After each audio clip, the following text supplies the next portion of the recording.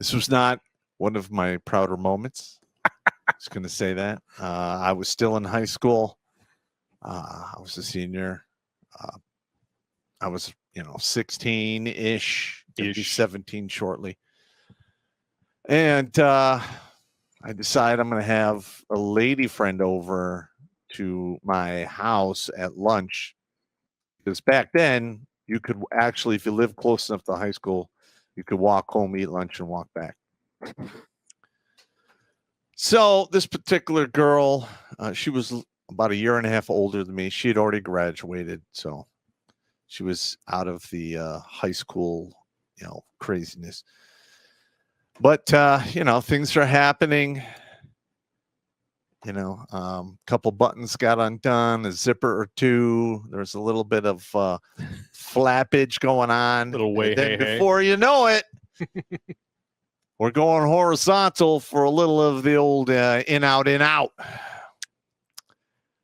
And I am just getting ready. I am in there. I am balls deep. And I hear this, oh dear. And I look up, and my 57-year-old grandmother is literally standing. Poor woman. I saw the whole fucking thing. Oh, no. Right. So she immediately does an about face, walks out, gets in her car, and leaves. So, I have no choice. I go to the phone, call my mother at work, and I'm like, Ma, I wish you told me Grandma was coming over today. She's like, Grandma comes over all the time.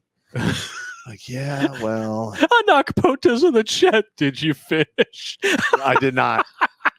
I'm like, Ma, she walked in. I was with a woman and body parts were exposed.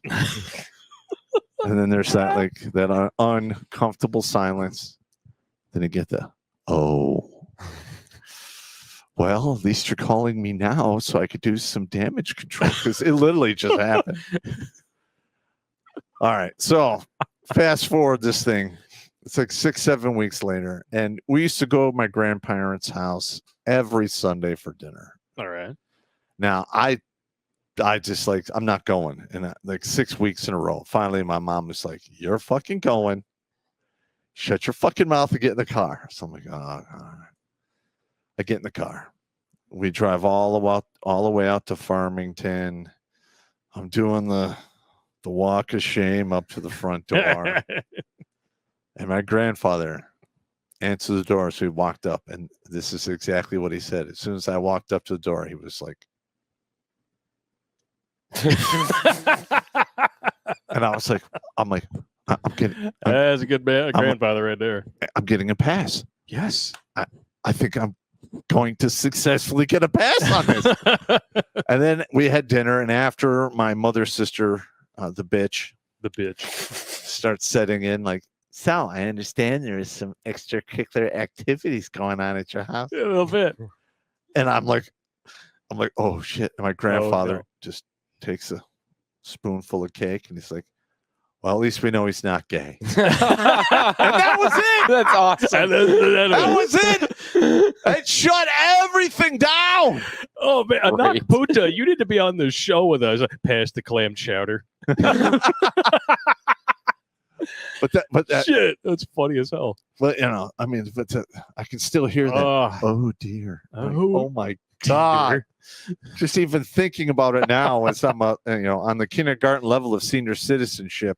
I'm like 2 years younger than my grandmother when she walked in on that craziness. Oh my! Wow, it's a good time.